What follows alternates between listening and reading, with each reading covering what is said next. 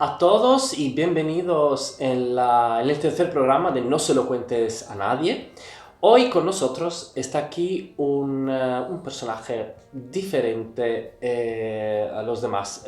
Para mí es una emoción especial porque es un psicólogo y entonces tenemos aquí al psicólogo Joaquín Navas. Buenas tardes. Hola, muy buenas, Marcos. ¿Cómo está? ¿Todo bien? Bien, bien. Es una emoción, decía, porque claro, saber el punto de vista de un psicólogo, según su opinión, su experiencia, dar como una visión general, ¿no?, de la sociedad es muy interesante desde el punto de vista psicológico, digo, ¿no?, porque estamos acostumbrados a opiniones, a todos los expertos, no hablo de la pandemia, sino en general, y el punto de vista de un psicólogo siempre es muy interesante porque a veces necesitamos que alguien, no sé si se puede decir, es un psicólogo, es como un guía o no.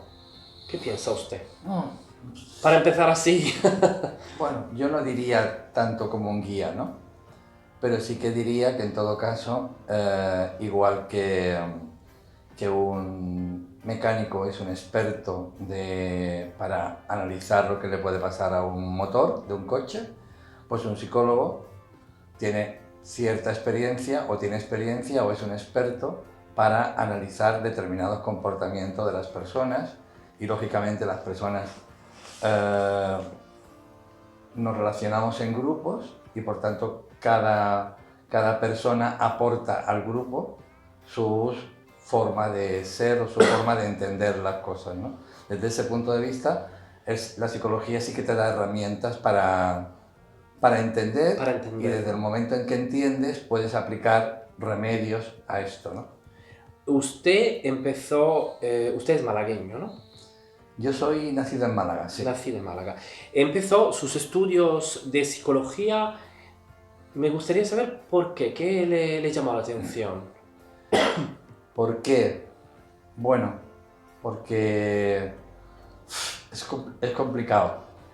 Eh, yo estaba interesado en el mundo y la sociedad, yo vengo de un momento histórico en este país donde estábamos en una dictadura, donde había pues bastantes limitaciones con la libertad y con la libertad de expresión, con el poder estudiar determinadas cosas, no sé, como una forma de ampliar el mundo, ¿no? De abrir ventanas, ¿no?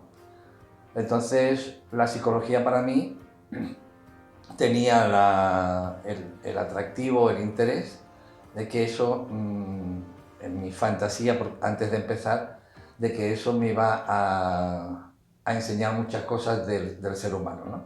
Aprendiendo, ¿no? Sí, y esta fue la motivación especial. Después me di cuenta que esa motivación podía haber sido, yo qué sé, pues podía haber sido arquitecto, historiador del arte, no sé, me hubiese gustado tener 3 o 4 vidas para hacer más cosas, pero esta creo que acerté y, digamos como profesional pues me he realizado, ¿no? Por decirlo de alguna manera. Y usted se realizó trabajando no tanto como con consultas o como se llama psicología clínica, Sí, sino en recursos humanos, ¿no? Si no me sí. equivoco. Yo hice yo tengo 2 especialidades. Hice la especialidad de psicología dinámica, ¿no? Que en aquel momento era, se llamaba así, que es la psicología clínica, y después me especialicé en psicología de las organizaciones. La psicología de las organizaciones puede tener varias ramas, ¿no? Pero básicamente las organizaciones se entienden dentro de las organizaciones empresariales, ¿no? Y yo ahí hice mi desarrollo profesional como responsable de recursos humanos en una multinacional que no viene al caso. Ok. Si hablamos de psicología clínica, por ejemplo, ¿cómo han cambiado a lo largo de los años, digamos, las consultas de los pacientes? ¿Cuáles eran las razones por las cuales acudían los pacientes y cuáles son hoy? ¿Han cambiado o son las mismas? Me, se refiere a España. Sí, claro. Sí. Pues en España yo creo que la psicología era una cosa, por ejemplo, cuando yo empecé a estudiar psicología, la facultad, yo estudié psicología en Barcelona, ¿vale? Ah, ok. Entonces la psicología no era una facultad independiente, era una rama de la filosofía, ¿vale?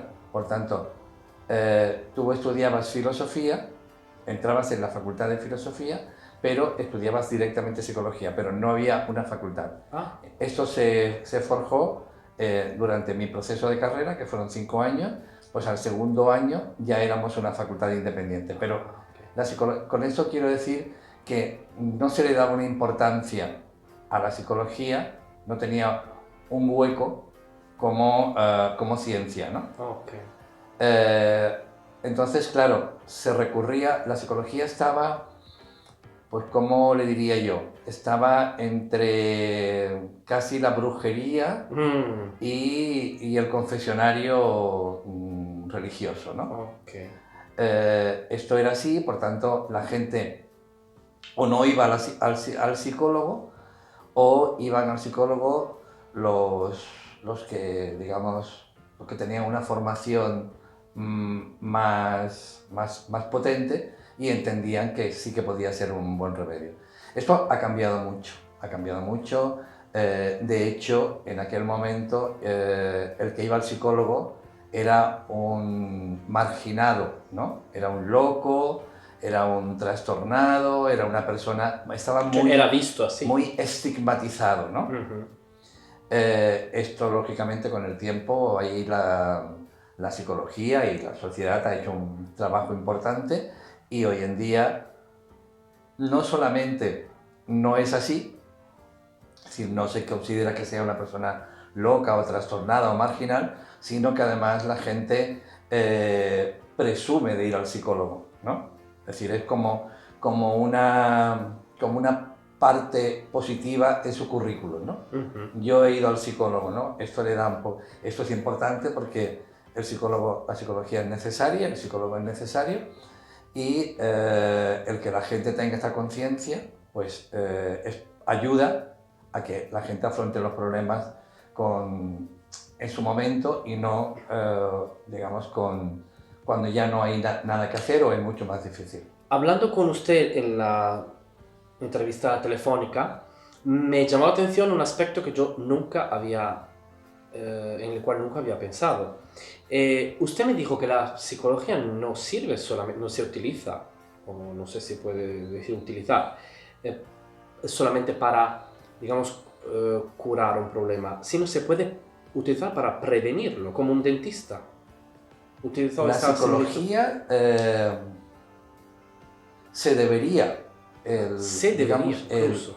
el ideal de la psicología como el ideal de, pues no sé, de cualquier faceta en el mundo, ¿no?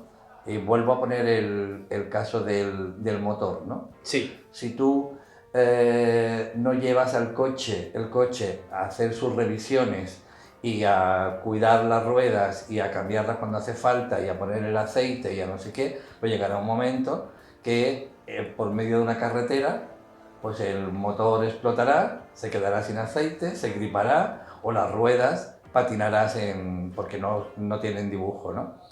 Eso, si tú haces el mantenimiento, estás haciendo una cosa preventiva.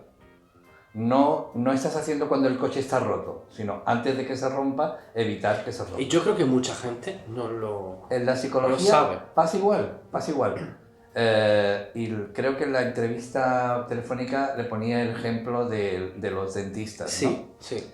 Pues que, claro, si tú vas haciendo revisiones periódicas, aunque no te duele una muela, aunque no la tengas picada, eso evita que se te vaya a picar, porque antes de que se pique, el dentista está interviniendo, ¿no? Pues pasa con la psicología. Nosotros, el ser humano, la mente es una cosa pues muy complicada, que tampoco es que se sepa todo de la mente, sino que la psicología va descubriendo cosas conforme va aprendiendo, ¿no? Porque nosotros no nacemos sabiendo, sino que vamos aprendiendo, y la psicología pasa igual. Hace 50 años había una visión sobre la psicología y hoy en día hay otra visión distinta, ¿no? Y se ha aprendido más y hoy en día se habla de un montón de trastornos, como por ejemplo la hiperactividad en los críos, la bipolaridad. Todo esto se ha ido descubriendo conforme se ha ido analizando a las personas, ¿no? Y nosotros, desde que nacemos, nos enfrentamos al mundo, a las circunstancias. Pues te puedes presentar, tienes que afrontar pues un posible separación de tus padres, el que se te muera un ser querido, el que te hagan un bullying en el colegio. Todas estas cosas son cosas que desgraciadamente ocurren, ¿no? Y lo que tú tienes que estar es preparado para evitar que esas cosas te dañen tanto como para no seguir avanzando en el desarrollo personal. Usted dice prácticamente cuando nos enfrentamos a un problema, aunque pensemos no tenerlo, digamos que usted dice deberíamos ir al psicólogo porque tarde o temprano nos va a afectar, o casi seguramente nos va a afectar. Yo pienso que la visita o la terapia en el psicólogo debería estar incorporada en tu vida cotidiana, como está incorporado ir al dentista, como está incorporado ir a hacer revisiones médicas. Aunque no tengamos, digamos, problema. Aunque no tengamos, porque es que el estar vivo ya implica un conflicto con muchas cosas, ¿no? Claro. Y el hecho de que tú tengas herramientas, la psicología lo que te va a dar son herramientas para afrontar los posibles conflictos, pero que los conflictos los va a haber. Porque tú, por ejemplo, pues imaginemos un chico o una chica en la adolescencia, ¿no? Donde se enamoran por primera vez y ese amor parece que es el amor que va a ser el amor de su vida y tienen una ruptura, ¿no? Y esa ruptura a muchas personas, si no tienen el arrope y el apoyo por ejemplo, de la psicología, puede acabar pues en un trauma de no querer enamorarse más, en un encerrarse en sí mismo, en una anorexia, en todo ese tipo de cosas, ¿no? Pero, y claro, ¿qué pasa? Que es importante que tú tengas las herramientas y que tú sepas, por ejemplo, con un apoyo de la psicología, que esas cosas pueden ocurrir, esas cosas ocurren, ya han ocurrido a mucha gente y hay formas de, digamos, de minimizar el problema, ¿vale? No potenciarlo, ¿no? Entonces, hace falta tener herramientas. Y la psicología lo que hace es eso. Herramientas para la vida, digamos. Ha utilizado muchas veces la palabra herramientas, ¿no? Es muy interesante porque como si fuese una escuela, ¿no? Nos enseña algo, nos enseña a conducir mejor. Esta entrevista, me dirijo a nuestros amigos, va a ser un poco diferente porque no vamos a hablar, digamos, no vamos a entrar en la profundidad de la persona, sino vamos a hablar con, en este caso, un psicólogo, un experto, ¿no? Pero yo de vez en cuando soltaré preguntas y usted me dirá si quiere contestar o menos, porque hay total respeto y ya lo hablamos antes, que no es nada personal. Hay una expresión que dice que contra el vicio de preguntar está la virtud de no responder. Exactamente. Usted en realidad son dos preguntas. La primera es, usted ha estudiado, ha trabajado, entonces ha aprendido algunas herramientas, algunas nociones para poderlas utilizar para sus pacientes. ¿Le ha pasado en su vida algún problema donde usted haya dicho, ¿aquí qué hago? O sea, se ha preguntado, ¿y aquí cómo lo soluciono? Entonces, ¿lo ha solucionado solo o ha acudido a un psicólogo? Vaya, totalmente, vamos a ver, uno no es, en principio uno no tiene la objetividad consigo. Dicen que hay un refrán español que dice que en casa del herrero, Ah, sí, cuchillo de palo. cuchillo de palo. Es decir, uno nunca es un buen analista de sí mismo, ¿no? Yo he estado como 7 años haciendo psicoanálisis. Usted como paciente. Yo como paciente, ¿no? Y, y bueno, se lo recomiendo a todo el mundo, ¿no? 7 años es poco, ¿eh? Es poco tiempo, ¿eh?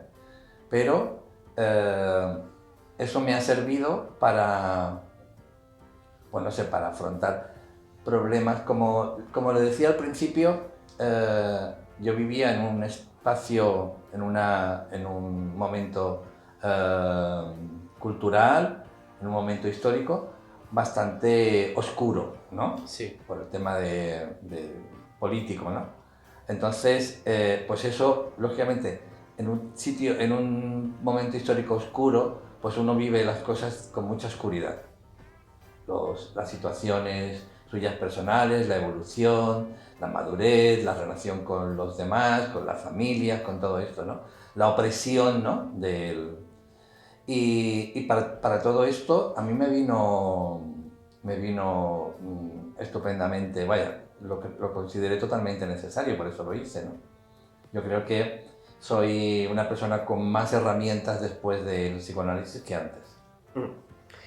Y bueno, la entrevista ha llegado a 16 minutos, 17, tengo que controlarlo porque con usted el tiempo va muy rápido. ¿Usted qué relación tiene con la religión? ¿Qué ¿Con relación? cualquier religión? Sí. Católica, budista, hinduista. No tengo ninguna relación especial. Tengo digamos, una mala relación con la... Bueno, no tengo relación con la religión católica, pero sí que es verdad que la religión católica ha formado parte de mi cultura, ¿no? Es como los tatuajes que te haces que te duran para toda la vida.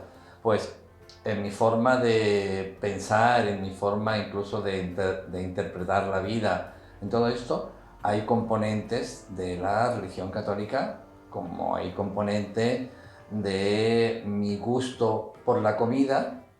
Pues mi gusto con la comida está muy, digamos, muy relacionado con que yo soy andaluz y el tipo de comida que me gusta, ¿no? Pues con la religión pasa igual. Yo he vivido esa religión y he vivido el pecado y he vivido... Mi formación es con los jesuitas, que además estoy muy agradecido porque me parece, quitando la religión, me parece una congregación pues muy bien formada y a mí me han transmitido muchas cosas, ¿no? Con el resto de religiones no tengo... Yo soy una persona que no tengo la necesidad de tener una religión. Ok. De no pertenecer No, a nada. no. No. Cuando hablamos por teléfono, yo le dije o le pregunté, digo, ¿por qué en Estados Unidos la psicología, volviendo un poco al tema de antes, la psicología es aceptada como normal? La palabra normal no me gusta, pero como habitual desde siempre. Y en Europa se ha costado más tiempo. ¿Por qué?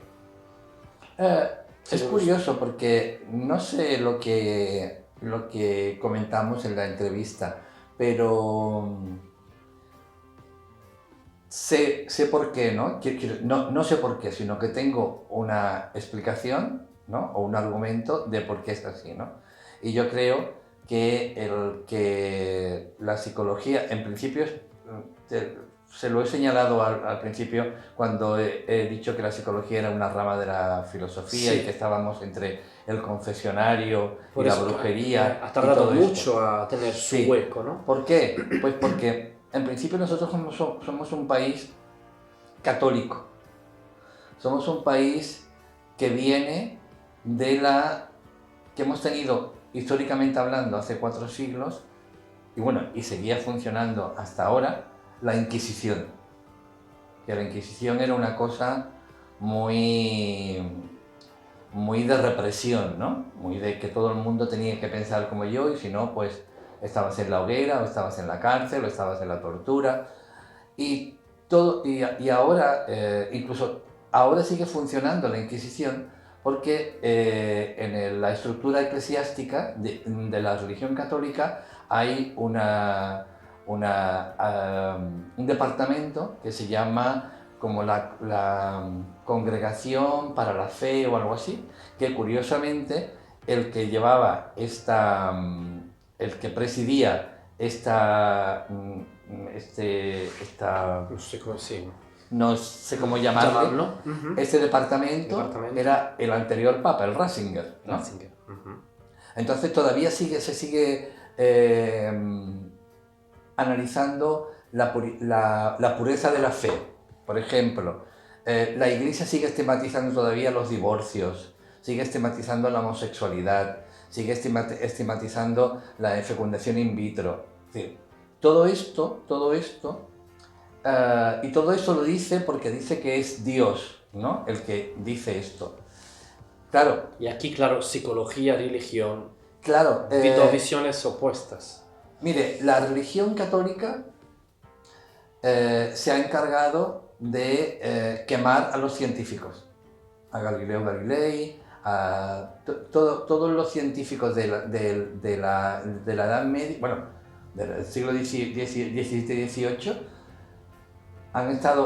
se han sometido a un juicio y ha habido muchísimos científicos que han tenido que adjurar de lo que sabían por ciencia para que la Iglesia no los quemara. Entonces, eso implica una castración en el pensamiento y, claro, la psicología, que viene a decir, como cualquier ciencia, pues que el que una persona se quiera estar encerrada en su casa o tenga una depresión, pues lo que tiene es una depresión, no tiene un castigo divino porque ha hecho. Entonces, claro, en la medida en que la psicología le está quitando protagonismo a la Iglesia Católica, en un país católico, pues la psicología está mucho más reprimida. De hecho, en un país como Estados Unidos o en otros países, incluso europeos, que son, por ejemplo, más protestantes, ¿no?, pues la psicología está dentro de lo que entendemos el sistema de salud público, ¿no? Claro. Aquí, cuando cogemos los ratios de Europa, pues mientras que aquí hay un psicólogo por 1000 personas, allí hay 550 psicólogos por 1000 personas. ¿En países como, por ejemplo? Pues países como Alemania, nórdico, como por ejemplo Alemania. Suecia, Noruega, Estados Unidos. Quiero decir, entonces todo esto implica que todavía nosotros, por eso yo decía que aunque no soy católico, pero sí que tengo el peso de la cultura católica, porque es que es algo... Quieras o no, está metido en nosotros. Claro. Ok, tenemos muy poco tiempo y, madre mía, se vuela el tiempo con usted. Tengo 1500 preguntas que hacerle. Pues pero hágame una y ya está. Vamos con la última. En realidad son 3. Es un juego, el juego del si fuera, que Rafaela Carrà trajo en su programa. Hola Rafaela, me gusta hacerlo a usted. Si usted fuera una comida, para conocerle un poco más, ¿qué comida sería? Una comida. Pues yo sería gazpachuelo. Gazpachuelo, andaluz total. Sí. Y si fuera un personaje de la historia. Un personaje de la historia, pues ahí me lo pone difícil, pero... Que usted admire, o que usted se siente ser, me gustaría ser. No sé, me hubiera gustado. Me gustaría haber sido, por ejemplo, Visconti, me gustaría haber sido básicamente una persona intelectualmente potente y como buena gente, ¿no? Buena gente, intelectualmente potente. Si fuera un país, no me diga Italia. Pues se iba a decir. Bueno, no, el mío está bien. El mío está bien, El ¿no? suyo El le mío gusta. está bien. Cambiaría cosas, pero es verdad que como conocimiento, tengo más conocimiento del mío.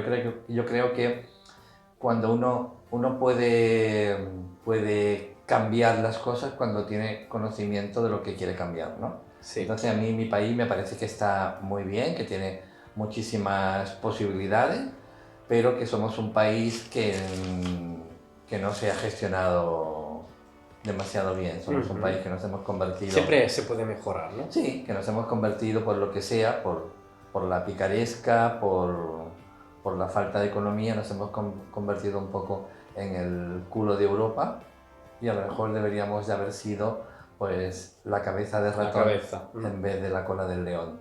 No lo sé.